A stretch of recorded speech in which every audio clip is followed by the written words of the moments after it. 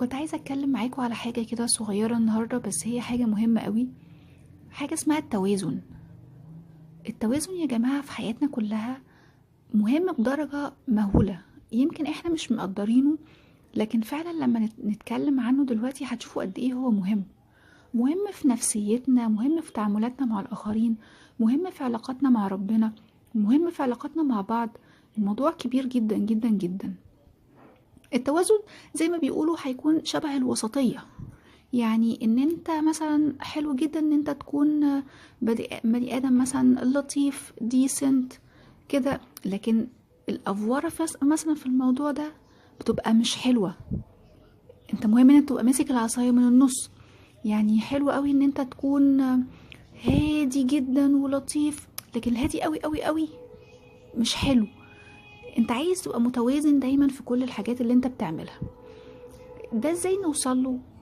احنا الاول لازم نقف مع نفسنا ونشوف يا ترى انا طبعي دوت اوفر زيادة ولا طبعي ده معقول. الحاجات دي بنعرف نمسكها او نوصل لها من حتتين. مبدئيا انت نفسك شايف نفسك ازاي. تاني حاجة الناس، اراء الناس اللي حواليك. هتلاقي في ناس تقولك ايوه لا بصراحة انت عصبي زيادة، عصبي جدا، او انت انفعالية قوي قوي، او انت مثلا هادي زيادة عن اللزوم، او انت كذا. فانت بتقيم نفسك من انت شايف نفسك ايه والناس شايفاك ازاي. وبعد كده بتقعد مع نفسك وتبتدي تكتب انا عايز اكون فين، في انهي دايرة.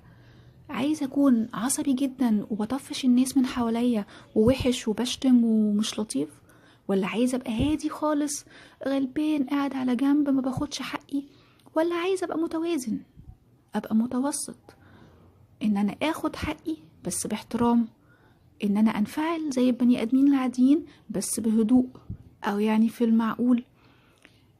الحتة دي مهمة جدا. هي ممكن تكون صعبة شوية في البداية، لكن احنا عايشين عشان نشتغل على نفسنا ونطور من نفسنا ونبقى احسن، صح ولا لأ؟ فأي حاجة ما نقدرش نقول عليها صعبة لأنها بالتمرين بتيجي. مين فينا كان كويس من أول ما اتولد؟ محدش. كلنا في رحلة مستمرة من التطوير، بنطور نفسنا، بننمي نفسنا، بنحاول نوصل لأحسن حاجة، بنحاول نبقى بني آدمين كويسين.